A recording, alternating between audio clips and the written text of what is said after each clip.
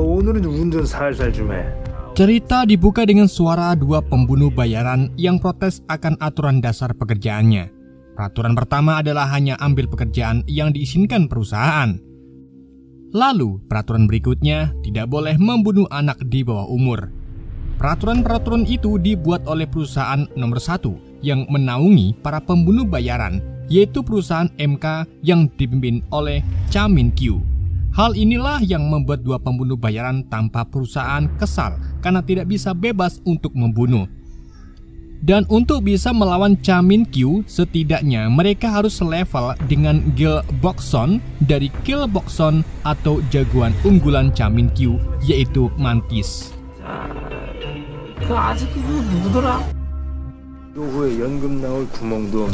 Dua pembunuh itu lalu terlihat di pom bensin setelah membunuh beberapa orang.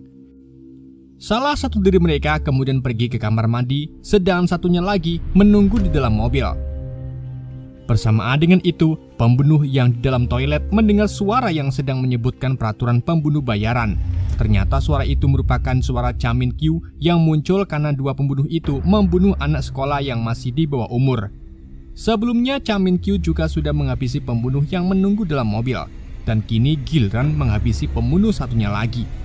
Pembunuh yang di toilet itu pun langsung lari ketakutan keluar, namun ia malah dihadang oleh jagoan unggulan Min-kyu. Siapa lagi kalau bukan Mantis? Seperti namanya, Mantis memiliki ciri dengan menggunakan dua celuritnya seperti hewan mantis.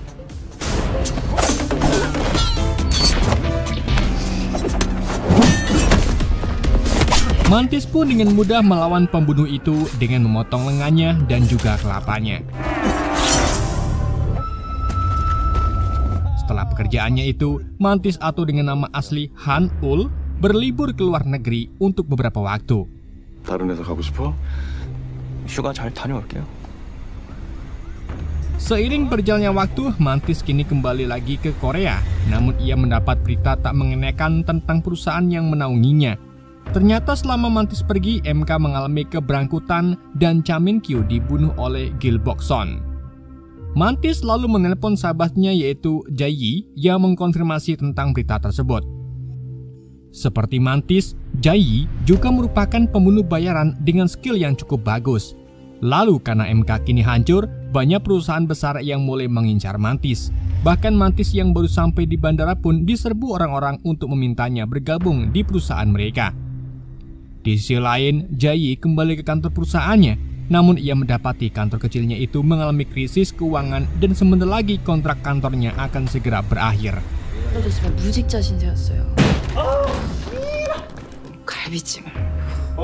Mantis kemudian mengajak Jae-yi ke klub langganan mereka bersama teman mereka lainnya yaitu Yang Sumin, Pu Male, dan Kim Dong Yeong. Mereka kemudian mulai membahas langkah mereka selanjutnya mengingat perusahaan MK sudah hancur. Sedangkan Dong Yeong dan yang lainnya berencana untuk membuat perusahaan sendiri bersama Jae-yi. Namun Mantis terlihat kurang setuju karena mendirikan perusahaan tidak semudah itu dan kemampuan mereka jelas di bawah Mantis. Tapi Jae-yi menegaskan kalau kemampuannya dengan Mantis sebenarnya imbang dan bahkan Jae-yi dengan percaya diri mengatakan kalau ia bisa mengalahkan Mantis. Mantis dan Jae-yi lalu mengobrol berdua, di mana Mantis yakin sekali kalau MK tak benar-benar hancur karena masih ada adik dari Min-kyu yaitu Cha Min-hye yang bisa menghandle perusahaan MK. Tetapi Jae-yi mengungkapkan kalau Cha Min-hye juga dibunuh oleh Gil Bokson.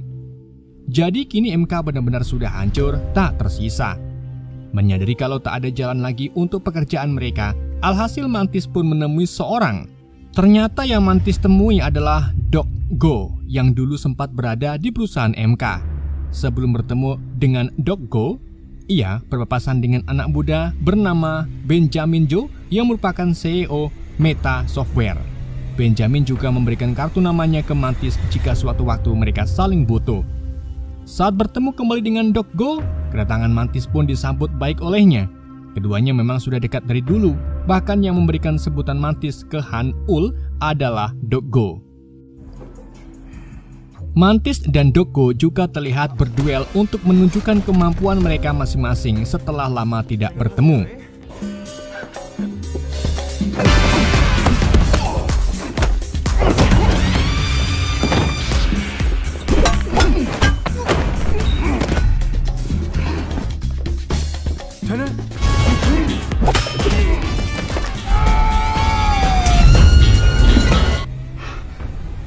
Keduanya kemudian mulai mengobrol tentang alasan dulu Dogo keluar dari MK. Dogo pun mengaku kalau ia punya masalah pribadi dengan Cha Min-kyu sehingga membuat dirinya dikeluarkan dari MK. 칼을 건넨 거고. Selain itu, Mantis juga menanyakan tentang Jayi yang pada saat itu tak dipilih menjadi assassin MK dan malah mendebutkan Mantis. Padahal semua orang tahu kalau kemampuan Jayi sebagus Mantis. Tapi ternyata itu sudah kesepakatan dari Cha Min-kyu dan Dogo. 우리? 이유가 있겠지. Setelah itu, Mantis lalu kembali ke klub bersama Jayi. Mantis kemudian mengungkapkan kalau ia kini tertarik terjun ke dunia bisnis. Jadi ia berencana akan membangun perusahaan sendiri bersama Jayi serta yang lainnya. Dan untuk mendapatkan sponsor besar, Mantis akhirnya menghubungi Benjamin. Jadi tanpa lama-lama, Mantis dan yang lainnya pun pergi ke tempat Benjamin. Di sana, Benjamin terlihat lebih tertarik dengan Jayi dibanding yang lain. Namun menurut Benjamin, bisnis ini tak begitu penting karena yang ia inginkan adalah mengetahui bagaimana dunia pembunuhan ini bekerja. Bahkan Benjamin juga mengaku ingin melihat Jayi melawan Mantis. Mendengar hal itu, Mantis pun sewot dan mengajak yang lainnya pergi. Namun beberapa dari mereka banyak yang tak setuju karena menurutnya ini adalah kesempatan yang bagus, terutama bagi Dong Yeong yang akhirnya memilih untuk kembali ke Benjamin. 씨발 지긋지긋하다. 나는 다시 올라갈 거야. 통장 들어오고 살아라. Lalu di malam harinya, Mantis bertemu dengan Jayi untuk membahas ke depannya. Mereka kemudian memutuskan untuk mendirikan perusahaan menggunakan tabungan mereka sendiri dan menamainya dengan Mantis Company. Di mana Mantis akan menjadi ketuanya, lalu Jayi menjadi wakil ketua. Kemudian Sumin menjadi direkturnya, sedang Puma bagian konsumsi. Sejauh ini, perusahaan Mantis berjalan cukup baik. Jadi Mantis pergi menemui Dogo, di mana Dogo berencana akan mengembalikan perusahaan MK kembali. Karena kini pengangguran meningkat 2 kali lipat. Dogo juga menawarkan Mantis untuk bergabung dengannya, tetapi Mantis tetap memilih mempertahankan perusahaannya demi Jayi. Karena sebenarnya Mantis menyimpan perasaan kepada Jayi. 사서 고생을 해. 어떡합니까, 사장님, 진짜. Sementara itu, Sumin dan Puma yang ada di kantor mulai mengeluh karena mereka jarang turun lapangan untuk membunuh target mereka. Bahkan tangan pembunuh Puma hanya digunakan untuk memasak dan membersihkan kantor.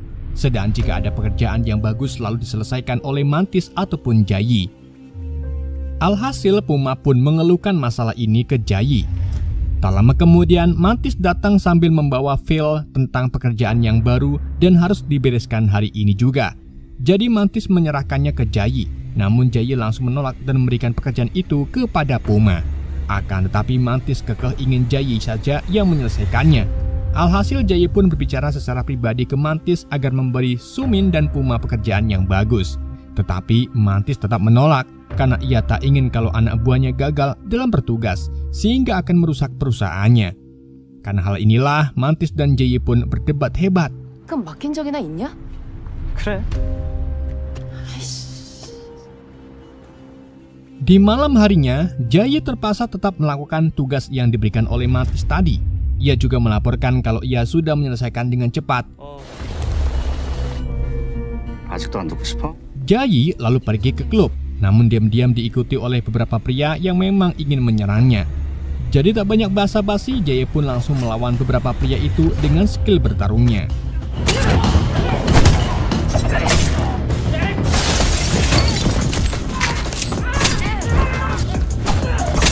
Sementara Mantis kembali menemui Dogo yang menceritakan alasan sebenarnya kenapa Jayi tak di MK. Seperti yang kita ketahui, selama pelatihan kemampuan Jayi lebih unggul dari Mantis, tapi Cha Min-kyu malah lebih memilih untuk mendebutkan Mantis. Hal ini karena Jayi memiliki jiwa yang menggebu-gebu dan cukup temperamen. Bahkan dulu ia sempat ingin melawan Mantis menggunakan pedang asli untuk membuktikan kalau ia bisa membunuh Mantis. Dan saat Dogo mencoba untuk mengeluarkan Jayi dari MK, Jayi pun tak terima dan melawan Dogo hingga hampir membunuhnya. Jadi Dogo pun menyarankan Mantis agar menjauhi Jayi karena Jayi bisa saja bertindak secara tak terduga. Namun Mantis menolak untuk menjauhi Jayi dan akan tetap di sisinya. Di samping itu, Jayi berhasil mengalahkan gerombolan pria yang mencoba menyerangnya. Ia lalu melemparkan satu pria tersebut ke luar jendela dan berniat untuk membunuhnya. Namun sebelum hal itu terjadi, pria tersebut melepaskan maskernya dan menunjukkan wajahnya yang ternyata adalah Dong Yeong. Akan tetapi Jae terlihat tidak peduli dan tetap menggaruk leher Dong Yeong. Lalu pada saat itulah terungkap kalau yang mengirim segerombolan pria tadi adalah Benjamin yang ingin melihat sejauh mana kemampuan Jae. Dan setelah melihat skill membunuh Jae yang gak kaleng-kaleng, Benjamin pun menawarkan Jae agar bergabung dengannya. 재윤이 연락 없지? Keesokan harinya Jae telat masuk ke kantor yang akhirnya membuat Mantis memarahinya karena itu haknya sebagai bos perusahaan. 그냥 Hal ini pun membuat Jae semakin sewot sehingga mengajak Mantis duel di luar menggunakan peralatan asli. Sedang Sumin dan Puma diminta untuk tetap di dalam ruangan. Dengan menggunakan senjata masing-masing, Jae mampu menjatuhkan Mantis dengan cepat.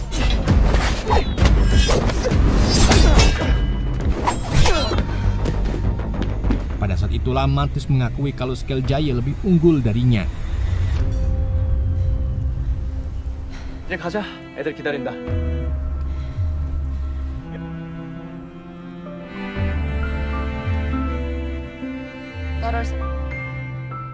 Beberapa waktu kemudian, Jae memutuskan untuk bergabung dengan Benjamin dan mendirikan perusahaan sendiri dengan nama JB Entertainment, di mana Benjamin juga menciptakan karakter Jae di game buatannya. Di sisi lain, Puma kini juga bergabung dengan perusahaan JB setelah memviralkan video duel antara Jae dan Mantis yang direkamnya. Jadi Puma pun mengajak Sumin yang masih di Mantis agar bergabung dengan JB saja. Namun Sumin menolak dan tetap ingin berada di perusahaan Mantis. 여자 대표 업계 최초야. Di samping itu, Benjamin mengganti nama sebutan Jae dengan Lizard, karena Lizard atau kadal biasa memakan belalang mantis. Di situ terlihat kalau Benjamin sebenarnya ingin menyaingi perusahaan MK. Benjamin juga mengaku kalau ia tak suka dengan Dogo, karena Dogo dulu sempat menolak untuk bekerja sama dengan Benjamin. 규칙의 문제가 아니라 그러니까 좀 들고 왔어요. 했잖아요. Di tempat lain, Dogo mengunjungi kantor Mantis sambil membawa beberapa tugas pekerjaan yang tak sempat dikerjakannya. Dogo juga menawarinya untuk bergabung dengannya, namun lagi-lagi Mantis ingin mempertahankan perusahaannya. Mantis kemudian memberikan tugas pekerjaannya yang cukup sulit ke Sumin. Tentunya Sumin pun tak menolaknya, karena baru kali ini ia mendapat tugas yang cukup bagus. Tapi sayangnya saat hendak membunuh targetnya, Sumin dengan mudah dijatuhkan. Jadi, Mantis datang dan mengingatkan agar membunuh targetnya dalam waktu 1 menit. Dan jika Sumin masih saja gagal, maka ia akan dipecat. Meskipun cukup kewalahan dan dikejar waktu yang cukup singkat, tapi akhirnya Sumin berhasil membunuh targetnya dengan melenggal kelapanya. 아슬아슬했어. Keesokan harinya, Mantis dan Sumin mendatangi rapat umum khusus para pemburu bayaran. Namun sesampai di sana, Mantis diremehkan oleh yang lain karena menganggap Mantis yang sekarang tak sehebat yang dulu. Di acara itu, Mantis juga bertemu dengan Jae yang kini namanya semakin besar. Tak lama kemudian, Donggo muncul untuk memberi sambutan. Tujuan Donggo mengumpulkan mereka semua adalah untuk membahas peraturan pembunuh bayaran yang sebelumnya ditetapkan oleh MK. 요즘 니들이 규칙을 안 지킨다고 들었다. Jae lalu angkat bicara tentang hal itu, menjelaskan kalau sekarang banyak pembunuh bayaran di luar perusahaan melanggar aturan tersebut, sehingga angka pengangguran berkurang. Namun hal itu juga merugikan bagi pemilik perusahaan, karena para pembunuh memilih untuk bekerja sendiri tanpa aturan. Akan tetapi jika peraturan itu dihapus, maka akan bertambah buruk dan banyak anak di bawah umur dibenai demi mendapatkan uang. Itulah mengapa Jae berpikir kalau MK tak cukup kuat untuk membuat peraturan tersebut, karena ketua MK dan bahkan beberapa pekerjaannya mati karena banyak orang yang tak setuju dengan peraturan tersebut. Oleh karena itu, Jae ingin menunjukkan siapa yang paling kuat untuk menggantikan MK dan menetapkan peraturan baru. Tanpa menunggu lama, Jae dan Donggo pun bersiap untuk menunjukkan siapa yang lebih kuat. Namun Mantis tiba-tiba muncul sehingga terkena pukulan dari Jae hingga pingsan. Tapi ternyata Mantis hanya pura-pura pingsan untuk menghentikan Jae dan Donggo. Saat di dalam mobil, Jae dan Puma mengobrol, di mana Jae mengungkapkan kalau ia akan melawan Donggo di saat ia sudah siap. 잡은 손부터 잘라낼 거고. Di malam harinya Mantis menemui mantan bos Jayi yaitu Nam Bae-su karena mendapat tugas dari kliennya. Namun karena kasihan melihat kehidupannya yang sekarang, Mantis pun tak tega membunuhnya dan menyuruh Bae-su agar pergi jauh ke tempat yang tak diketahui oleh orang lain. 갈아입혀요. 시간 없어요. 아무도 모르는 데 가서. Selang tak lama, Mantis mendapat telepon dari Dogo yang mengabarkan kalau Jayi mengirimnya pisau berdarah, yang artinya Jayi ingin mengajaknya bertempur. Tanpa mereka ketahui kalau yang mengirim adalah Benjamin yang menggunakan pedang miniatur dan darah dari luka asistennya. Mendengar hal itu, Mantis pun gugup karena jika Dogo turun tangan langsung maka ia akan mengalahkan Jayi. Jadi Mantis membuat kesepakatan di mana ia akan mewakili Dogo melawan Jayi sehingga membuat Jayi bertekuk lutut. Dan jika upayanya itu berhasil, maka Mantis akan kembali ke MK. Alhasil Dogo pun menyetujui kesepakatan tersebut. Mantis lalu mencoba untuk menghubungi Jayi, namun beberapa kali sengaja dimatikan. Jadi Mantis pun menyuruh Sumin untuk menyebarkan kabar duka kalau Nam Bae-su sudah meninggal. Alhasil Jayi pun datang ke rumah duka dan bertemu dengan Mantis.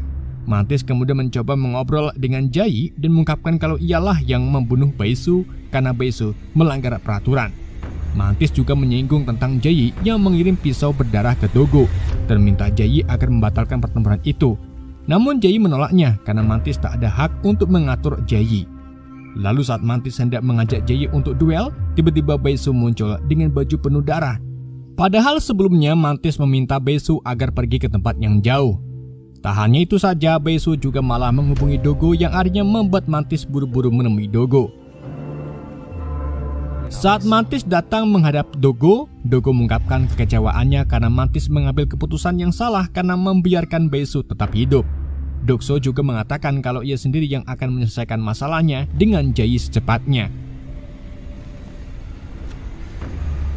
Mantis kemudian bertemu dengan Gil Bokson dan membahas tentang yang sedang ia alami. Bokson pun memberinya masukan bagaimana Mantis akan menghadapi masalah ini. Apakah Mantis ingin membunuhnya atau melindunginya? Namun karena semuanya sudah terlanjur berantakan, jadi Mantis akan membuat masalah ini menjadi lebih seru, yaitu dengan mengirim pisau berdarah ke Jayi. Keesokan harinya, Mantis dan Jayi pergi ke MK untuk bertemu dengan Dogo. Tapi Jayi datang terakhir, jadi Dogo mengatakan kalau ia akan menyerang Jayi tepat saat pintu lift terbuka. Jadi Mantis pun mencoba untuk menghentikan aksi Dogo, namun Dogo malah melukai kaki Mantis dan kemudian lari ke depan pintu lift. Pada saat pintu lift terbuka, Dogo langsung mengarahkan pedangnya ke Jayi, namun segera ditangkis oleh Mantis. Karena kini ketiganya sudah berkumpul, mereka pun memulai pertarungan mereka menggunakan senjata masing-masing.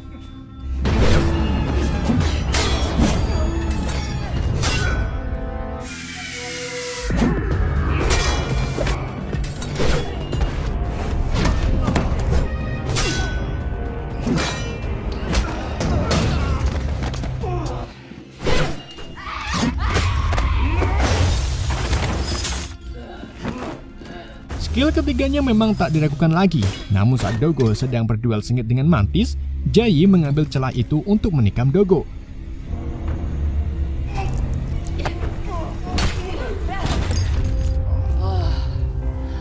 Dogo pun mulai sempoyongan, sehingga membuat Mantis ingin mengakhirinya dengan beberapa kali sabetan celuritnya.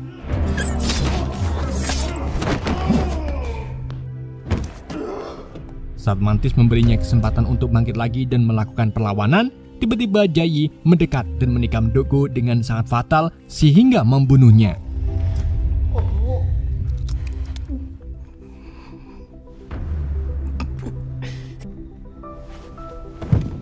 Mantis pun mengakhiri pertempuran ini dengan menyadarkan Jayi kalau semua yang diinginkan Jayi sudah tercapai, termasuk menggulingkan MK. Mantis lalu pergi meninggalkan Jayi sendirian.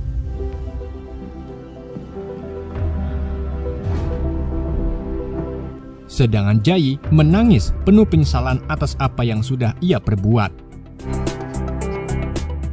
Hari pun berlalu. Shin kemudian menunjukkan Benjamin yang sedang tampil di depan banyak orang dan mengungkapkan kalau dunia ini kejam. Yang lemah dimangsa yang kuat dan yang kuat memangsa yang lemah. Maka dari itu kita harus menjadi yang terkuat untuk bertahan di dunia ini, dan untuk menjadi kuat kita membutuhkan kekuasaan, uang ataupun privilege dari orang tuanya. Setelah melakukan pidato, Benjamin mengucapkan selamat ke Jai karena sudah berhasil mengakuisisi MK dan menjadi terkuat di antara perusahaan lainnya. Benjamin kemudian masuk ke mobilnya berharap pulang dengan selamat. Tanpa ia ketahui kalau Jai menjadikannya sebagai target selanjutnya yang akan dibunuh. Namun kali ini ia menyerahkan tugas itu ke perusahaan yang membutuhkannya, yaitu perusahaan Mantis. Saat mobil Benjamin melaju, tiba-tiba mobil itu berhenti karena hampir menabrak wanita yang ternyata adalah Sumin. Sedang mobil itu sudah disabotase oleh Mantis yang menyamar sebagai sopirnya. Alhasil film pun ditutup dengan Mantis yang melakukan pekerjaannya untuk menghabisi Benjamin. Dan film pun tamat. Oke guys, itulah alur cerita film Mantis. Semoga kalian terhibur dengan alur cerita yang saya bawakan. Mohon maaf jika ada kesalahan dalam penyampaiannya ataupun penyebutan nama. Sekian dari YND, sampai jumpa di video berikutnya.